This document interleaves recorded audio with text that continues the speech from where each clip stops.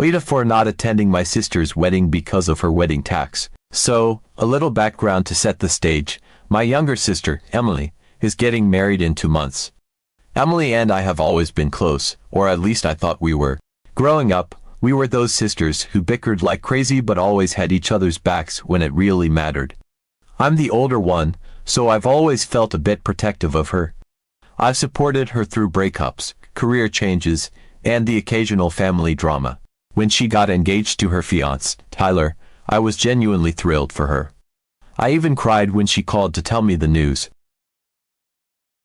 Now, Emily has always had a bit of a flair for the dramatic. She's the type who loves big, splashy gestures and has a Pinterest board for literally everything. When it came to her wedding, I wasn't surprised when she told me she wanted it to be a dream wedding. Fine, that's her choice.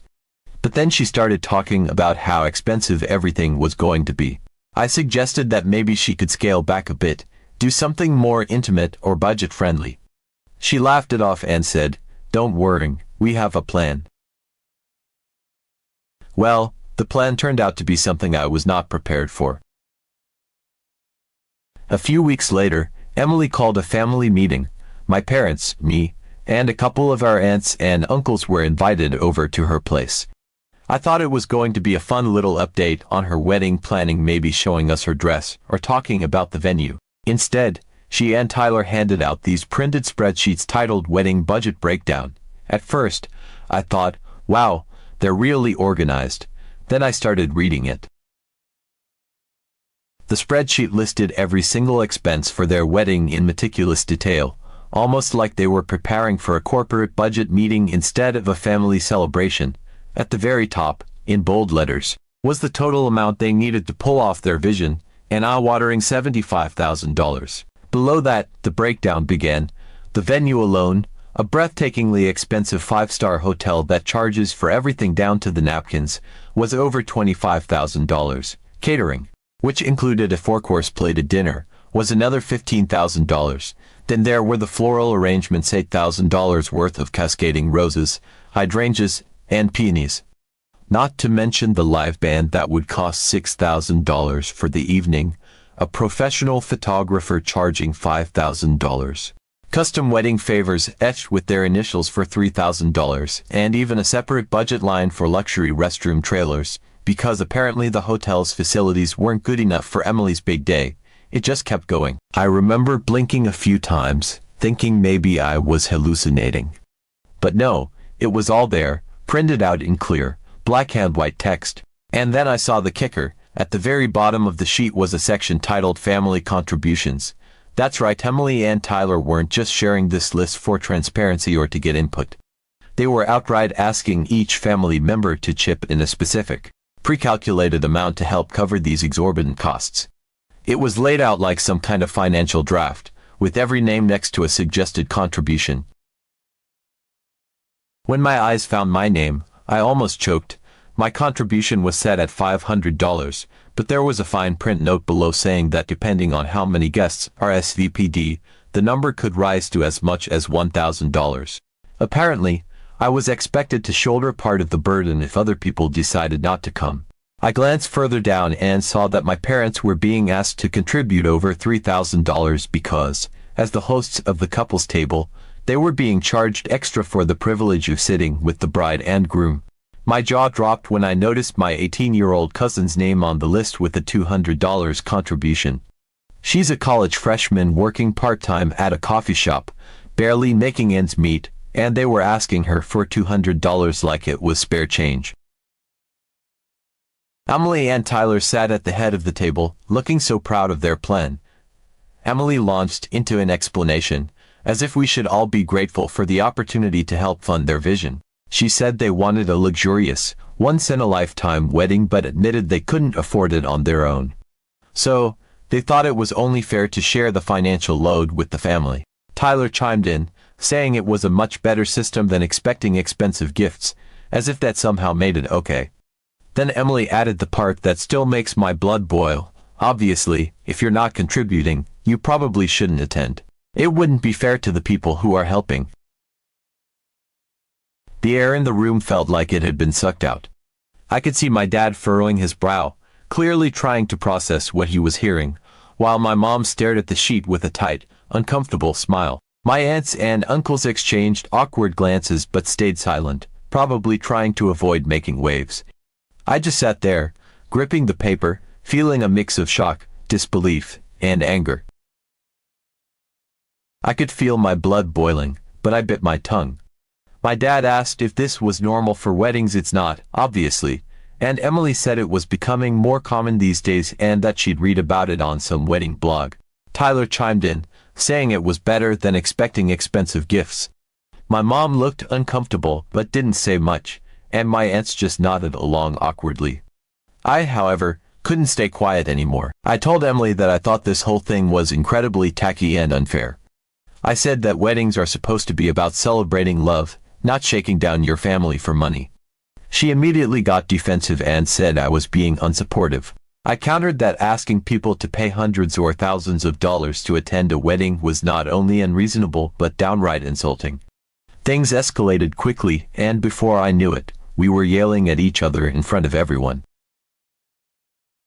I left the meeting fuming and figured she'd cool off and realize how ridiculous she was being. Waited because I said everything I thought. Update 1. The next morning, I woke up to a long text from Emily. I was still half asleep when my phone buzzed, but as soon as I saw her name on the screen, my heart sank. I already knew it wasn't going to be an apology. Emily doesn't do apologies. She does guilt trips, and this one was Olympic level. The text began with her telling me how deeply hurt she was by my reaction at the family meeting. She wrote that she felt like I didn't care about her happiness and accused me of being selfish and unsupportive. She doubled down, saying that she and Tyler had worked so hard to make their wedding perfect and that the least I could do as her sister was show up and support her vision. It was clear she wasn't looking for a conversation, she was looking for validation. But the part that really got to me, the part that made me audibly scoff, was when she said I didn't understand how important this wedding was to her, as if I wasn't fully aware. As if I hadn't spent the past few months listening to her talk nonstop about her Pinterest boards and venue tour, and how she wanted to outdo her friends' weddings. I knew exactly how important this wedding was to her. What she didn't seem to grasp was how her demands were affecting everyone else. I started typing a response, trying to be measured but firm. I told her I loved her and wanted to support her, but I felt like the way she was going about this was unfair to the family. I said I didn't think it was right to put a financial burden on people just to achieve a luxurious wedding, especially when some of us were already stretching our budgets just to attend. I also told her that blocking me was hurtful and unnecessary, and that I hoped we could have a real conversation about this. Before I could even hit send, I got the dreaded notification. You can no longer send messages to this contact. She had blocked me. My own sister, over a disagreement about her wedding. I sat there staring at my phone in disbelief. I'd been frustrated with her before. Emily can be a lot to handle, but this was something else entirely. It wasn't just petty, it felt calculated, like she was punishing me for not falling in line. And for a week, that was it. Radio silence. During that week, I tried to process everything. I talked to my parents about it, hoping they might talk some sense into her, but they were no help. My mom just sighed and said, "You know how Emily is. She's under a lot of stress right now." My dad said he didn't like the wedding tax either but thought it wasn't worth fighting over. They both encouraged me to apologize, even though I hadn't done anything wrong, just to smooth things over. Meanwhile, my friends were having a field day dissecting the situation. They told me I was absolutely right to feel the way I did and that Emily was being entitled and manipulative, but none of that made me feel any better. At the end of the day, she was my sister, and the idea of not being there for her wedding felt wrong, no matter how ridiculous she was being. Eventually, an envelope arrived in the mail. I'll admit, for a brief moment, I felt a flicker of hope. Maybe this was Emily extending an olive branch. Maybe she'd come to her senses and realized how absurd the whole thing was. But the second I opened it, that hope vanished. Inside was a formal wedding invitation, complete with gold embossing and all the bells and whistles. But tucked inside was a printed note, yes, printed, as if she couldn't even be bothered to write it herself, reminding me to complete my contribution before RSVPing. The note literally said, "If you're unable to contribute, we understand, but we respectfully ask that you not attend."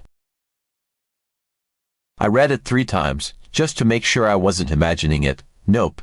It was all there, in cold, impersonal text. Not only was she doubling down on the wedding tax, but she was outright excluding people who couldn't or wouldn't pay. My jaw hit the floor. I felt a mix of anger, sadness, and complete disbelief. This wasn't the sister I grew up with. This wasn't the Emily who used to stay up late with me watching bad rom-coms and sharing popcorn.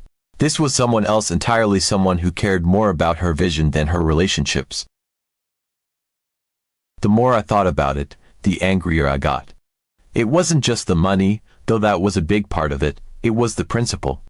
Weddings are supposed to be about love and family and bringing people together, not about extorting your loved ones to fund a luxury event. And to add insult to injury, I wasn't even a bridesmaid. She had chosen her 3 best friends from college, all of whom had deep pockets, to stand beside her. Not that I was dying to be a bridesmaid, I know how much work that can be, but it still stung. It felt like I was being treated as an afterthought, like my only value to her was financial. And the costs didn't stop at the contribution. The wedding was being held at this ridiculously expensive hotel, the kind of place you see in luxury travel magazines, where the marble floors gleam, the chandeliers look like they belong in a royal palace, and the staff probably get paid just to stand there and look polished. Emily had made it very clear in her invitation, and I do mean very clear that guests were responsible for their own accommodations. There was even a cheerful little line in the invitation reminding us to book early to secure the best rates, as though that would somehow make the sting of the cost less painful. I went online to check out the hotel's website, and my heart sank when I saw the prices.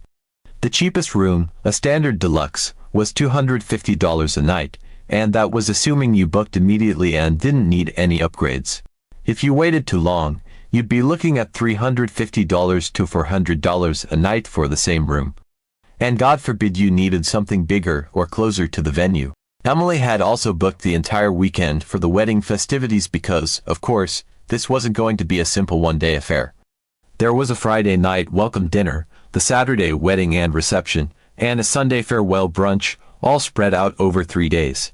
That meant staying at the hotel for 2 or even 3 nights, which added up to at least $750 for accommodations alone, and that was before taxes and fees. Then there were the travel expenses. The hotel was located a couple of hours away from where I lived, far enough that driving back and forth wasn't an option. Gas prices weren't exactly cheap, and if I didn't want to drive, I'd have to consider taking a train or booking a ride, which would easily add another couple $100 to the total. And let's not forget parking. This was the kind of place where valet parking was the only option, and that came with a hefty daily fee. It felt like every little detail had been designed to squeeze as much money as possible out of the guests. And then came the cherry on top. Emily had specified a black tie dress code. Not semi-formal, not cocktail attire, full-on black tie. That meant long gowns for the women and tuxedos for the men. I don't know about you, but my closet isn't exactly stocked with ball gowns. The fanciest dress I own was something I'd worn to a friend's wedding 2 years ago, and it definitely didn't meet the black tie standard. So now I was looking at either buying a formal dress or renting one. Either option was going to cost me, especially if I wanted something nice enough to fit in with the aesthetic Emily was clearly going for. Even rental prices for formal evening wear aren't cheap, and buying a new gown. Forget about it, those price tags are outrageous. By the time I added everything up, the $500 contribution, the $750 hotel stay, the travel costs, the dress, I was staring at a number that hovered dangerously close to $1,500, and that didn't even include a wedding gift. Traditionally, guests bring a gift to the wedding, but at this point, I felt like my entire attendance was a gift. Wasn't the $500 contribution enough? Apparently not. There was no mention of whether gifts were expected on top of the contribution, but knowing Emily, I wouldn't be surprised if she expected both. It felt like every detail had been carefully crafted to ensure that attending her wedding would be a significant financial investment, and I couldn't help but feel like I was being punished for the privilege of watching her say I do. I sat with all of this for a few days, trying to decide what to do. My parents kept pushing me to just pay the contribution and go, saying it wasn't worth causing a rift in the family. They said I'd regret not being there, and maybe they were right, but part of me felt like caving would only enable her behavior. If I gave in now, what message would that send? That she could treat people however she wanted as long as she got what she wanted in the end. It didn't sit right with me.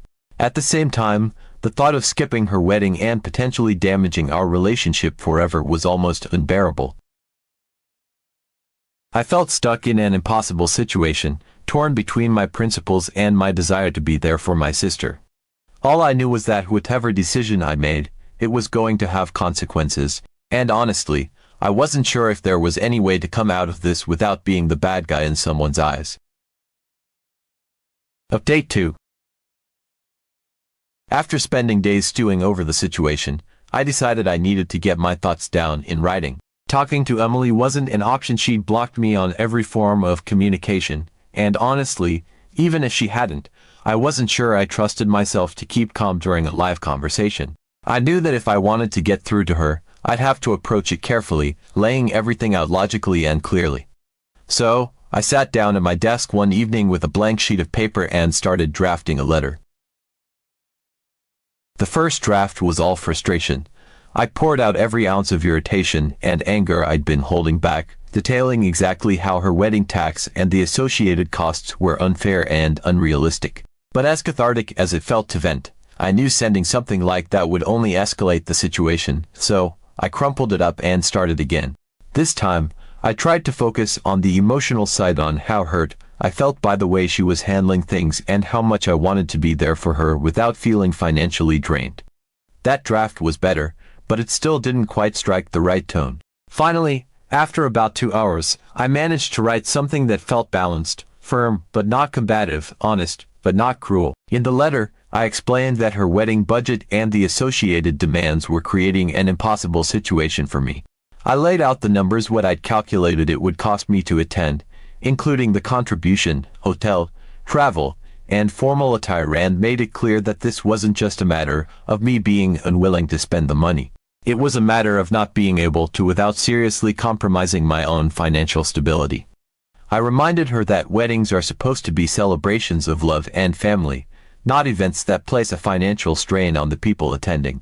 I also pointed out that, based on conversations I had had with other family members, I wasn't the only one who felt this way. I didn't name names. I wasn't about to drag anyone else into the crossfire, but I mentioned that several people had expressed discomfort with the costs, but were too polite to say anything.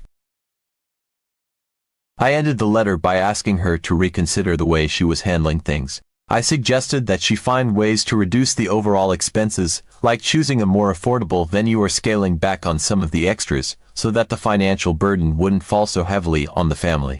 I told her that I wanted to be there for her, but unless there were changes, I simply wouldn't be able to afford it. I sealed the letter, dropped it in the mail, and then spent the next week feeling a mix of dread and relief. Part of me hoped she'd take it to heart and realize how unreasonable she was being. The other part of me braced for her to dismiss everything I'd said and double down on her demands. A few weeks later, I got a notification on Messenger, and my heart skipped when I saw Emily's name pop up. After weeks of radio silence, I'll admit I was taken aback that she had even bothered to respond to my letter. Part of me dared to hope that maybe, just maybe, she'd taken some time to think about what I said and was ready to meet me halfway. But the second I opened the message, all of that hope evaporated. It wasn't just that she dismissed my concerns, it was the tone, dripping with condescension and self-righteousness, that left me reeling.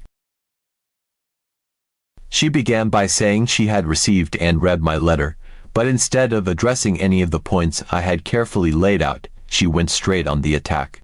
She wrote that everyone else was perfectly happy with the arrangements, and no one had complained except for me.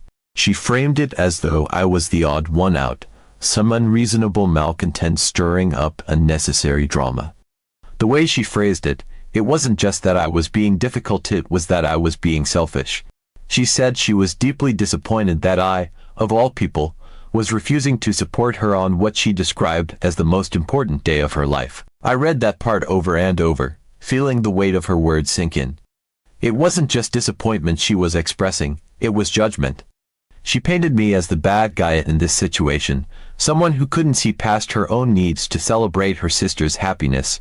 But what made it even worse was the way she completely sidestepped everything I'd written in my letter. There was no acknowledgement of how her demands might be unreasonable or how they were impacting others. To her, my concerns weren't valid, they were a personal attack. She went on to justify the contribution amount, claiming that it was more than reasonable given the type of wedding she was planning. She actually had the audacity to suggest that she'd been too generous by setting the amount so low. I couldn't believe what I was reading. In her mind, $500 to $1,000 per person, on top of all the additional expenses, was a bargain. She made it sound like she was doing us all a favor, like we should be grateful for the privilege of contributing to her vision. It was as if she couldn't even fathom that not everyone had that kind of disposable income, or that even if they did, they might not want to spend it on her wedding. What really pushed me over the edge, though, was the way she dismissed the idea that anyone else might be feeling the same way I did. She claimed that if anyone else had a problem with the arrangements, they would have said something by now. Clearly, she believed the silence from our family was proof that everyone was perfectly fine with her demands. But I knew better. I had spoken to several relatives once who were uncomfortable with the costs but didn't want to make waves. Yet in Emily's eyes, their silence meant they were enthusiastic supporters of her plans. And then, the final blow, she ended her message with a suggestion that if the contribution amount was such a problem for me, she might consider raising it for everyone else to make up for my shortfall. The audacity of that statement left me speechless. She wasn't just dismissing my concerns, she was threatening to punish everyone else because of me. It felt like a power play, a way of asserting control and reminding me that she was the one calling the shots. If I couldn't fall in line, then she'd simply make everyone else pay more to compensate for my selfishness. I sat there staring at the screen, trying to process what I'd just read. She wasn't just ignoring my concerns. She was actively dismissing them and using them as an excuse to potentially make things worse. I couldn't believe what I was reading. It was one thing to be stubborn, but this was something else entirely. She was so wrapped up in her idea of a perfect wedding that she couldn't or wouldn't see how her actions were affecting the people around her. Against my better judgment, I replied to her message. I told her that, contrary to what she believed, other people did feel the same way I did. They just didn't want to confront her about it because they didn't want to deal with the fallout.